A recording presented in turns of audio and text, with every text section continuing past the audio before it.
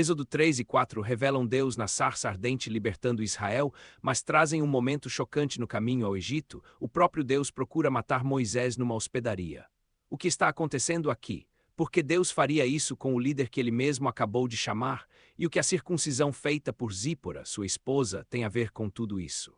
Neste vídeo, nós vamos entender o contexto, analisar o texto e explorar as implicações teológicas dessa narrativa, com foco especial nesse momento tenso em que Deus parece se voltar contra Moisés para organizar nosso estudo. Vamos seguir 5 partes. Primeiro, uma breve introdução ao tema. Segundo, o contexto histórico de Moisés e do povo de Israel no Egito. Terceiro, uma análise do texto de Êxodo 3 e 4, passando pelos principais momentos a sarça, as objeções de Moisés, os sinais e o episódio da hospedaria. Quarto, vamos ver as implicações teológicas, o que isso nos diz sobre quem Deus é e, por fim, uma conclusão, conectando tudo isso com a nossa vida hoje. Então, deixa a Bíblia aberta em Êxodo capítulo 3 e vamos começar. Quando chegamos a Êxodo 3, o povo de Israel está vivendo no Egito há muitos anos. O que começou com a família de Jacó, cerca de 70 pessoas, agora se tornou uma nação numerosa. Mas essa multiplicação causa medo no faraó. Ele passa a oprimir os israelitas, usando-os como escravos em suas construções e projetos. É nesse contexto de opressão que nasce Moisés. Ele é salvo da morte ainda bebê, cresce na corte egípcia, tem acesso à educação, ao poder, mas, ao tentar defender um hebreu, mata um egípcio e precisa fugir. Ele casa com Zípora, passa cerca de 40 anos no deserto, trabalhando como pastor de ovelhas. Quando tudo parece resolvido e Moisés parece ter deixado seus sonhos de juventude, Deus entra no meio de uma sarça ardente, no Monte Horebe, o monte de Deus. É aqui que nossa história realmente começa. Êxodo 3 nos diz que Moisés estava cuidando do rebanho de seu sogro quando viu algo que chamou sua atenção, uma sarça em chamas, mas que não se consumia. Curioso, ele se aproxima e ouve a voz de Deus. Moisés, Moisés, tire as sandálias porque esse lugar é terra santa, e se apresenta. Eu sou o Deus de seu pai, o Deus de Abraão, o Deus de Isaque, o Deus Jacó. Deus revela que viu a opressão do povo no Egito, ouviu o seu clamor e decidiu descer para libertá-los e levá-los a uma terra boa e vasta, onde manam leite e mel. Mas essa libertação não vai acontecer de forma abstrata. Deus escolhe um homem. Ele diz em Êxodo 3, verso 10. Vá, pois agora, eu o envio ao faraó para tirar do Egito o meu povo, os israelitas. Moisés reage com insegurança: quem sou eu para apresentar-me ao faraó e tirar os israelitas do Egito? E Deus responde com uma promessa que atravessa toda a Bíblia: eu estarei com você. Quando Moisés pergunta qual é o nome de Deus, ele responde: eu sou o que sou. Assim você dirá aos israelitas: eu sou, me enviou a vocês. Aqui Deus se revela como o ser que é, que permanece, que existe por si mesmo e que é fiel às promessas feitas aos patriarcas. Não é um Deus novo, é o mesmo Deus de Abraão, Isaque e Jacó, agora agindo com poder em favor do seu povo. Apesar de todas essas garantias, Moisés continua com medo.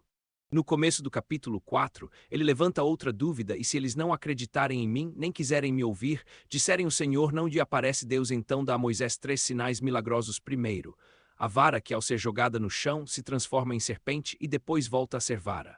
Segundo, a mão de Moisés que, ao ser colocada no peito, fica leprosa, branca como neve e depois é restaurada.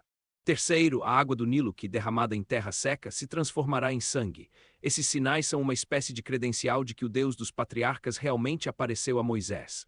Mas Moisés ainda não está convencido de si mesmo. Ele diz: Senhor, nunca tive facilidade para falar, nem no passado, nem agora não consigo falar bem.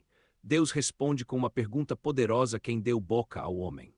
Quem o fez surdo ou mudo? Quem lhe concede vista ou o torna cego? Não sou eu, o Senhor? Em outras palavras, se eu sou o criador da boca, eu posso capacitar você a falar. Mesmo assim, Moisés insiste: Senhor, peço-te que envies outra pessoa. O texto diz que o Senhor se ira com Moisés. Mas mesmo irado, Deus mostra graça. Ele coloca Arão, o irmão de Moisés, como seu porta-voz. Moisés receberá a revelação e Arão falará ao povo e ao faraó.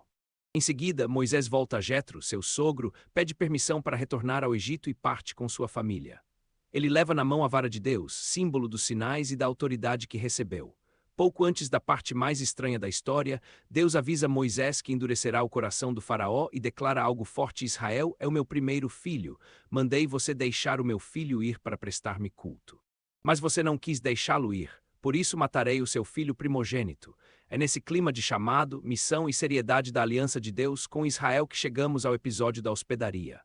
Êxodo capítulo 4 versos 24, 25 e 26 dizem assim: numa hospedaria ao longo do caminho, Deus, o Senhor, foi ao encontro de Moisés e procurou matá-lo. Mas Zípora pegou uma pedra afiada, cortou o prepúcio de seu filho e tocou os pés de Moisés. E disse: você é para mim um marido de sangue. Nessa ocasião o Senhor o deixou. Esse é um dos textos mais enigmáticos do Antigo Testamento. Deus acabou de chamar Moisés, deu sinais, fez promessas e agora, de repente, tenta matá-lo. O que está acontecendo aqui? A chave para entender esse episódio está na aliança da circuncisão. Em Gênesis 17, Deus havia dado a Abraão o mandamento da circuncisão como sinal da aliança entre ele e a descendência de Abraão. Todo menino deveria ser circuncidado ao 8º dia. Quem não fosse circuncidado seria considerado como alguém que quebrou a aliança. Muitos estudiosos entendem que o problema aqui é que Moisés não havia circuncidado seu filho. Ou seja, o homem escolhido para ser o libertador do povo da aliança estava negligenciando dentro da própria casa o principal sinal dessa aliança. Deus leva a aliança tão a sério que está disposto a interromper radicalmente a missão se Moisés insistir em desobedecer no básico. É como se Deus dissesse: você vai representar a minha aliança diante do faraó, mas não honra essa aliança na sua família. Isso é inaceitável. Nesse momento crítico, quem age é Zípora. Ela entende a gravidade da situação, pega uma pedra afiada, circuncida o filho e toca os pés de Moisés com o prepúcio, dizendo: você é para mim um marido de sangue. Essa expressão pode transmitir choque diante do ritual de sangue, ou pode significar que, a partir daquele momento, o casamento deles está ligado, de forma ainda mais séria, à aliança de sangue de Deus com o seu povo. O ponto central é que, depois desse ato, o texto diz: o Senhor o deixou, ou seja, a ameaça de morte é retirada. Esse pequeno trecho nos ensina de forma muito forte que não existe chamado legítimo sem compromisso real com a aliança de Deus. Não existe liderança verdadeira se o que é básico na obediência está sendo ignorado dentro de casa. Deus não é cúmplice da incoerência espiritual, mesmo quando está realizando algo grande através de nós. Quando juntamos Êxodo 3 e 4, vemos um retrato muito completo de quem Deus é.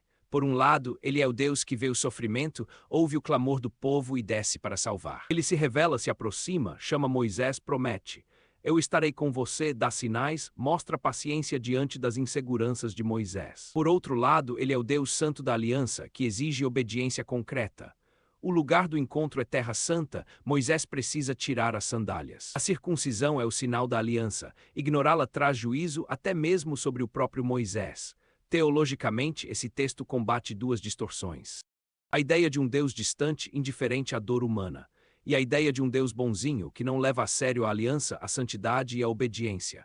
Deus chama, mas também confronta, envia, mas também corrige. Ele não separa ministério e vida secular. Antes de enfrentar o faraó, Moisés precisa acertar aquilo que está pendente dentro da sua casa.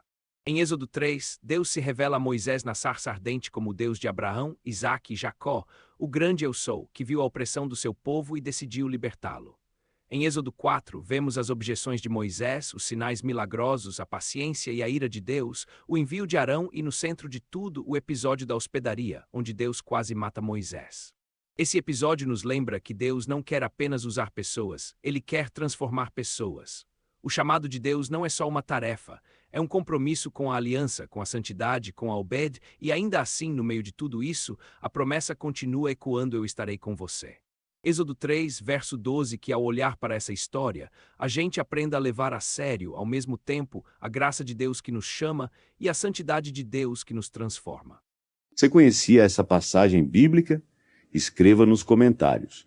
E se gostou desta história, ajude a gente a crescer. Curta o vídeo e inscreva-se no canal.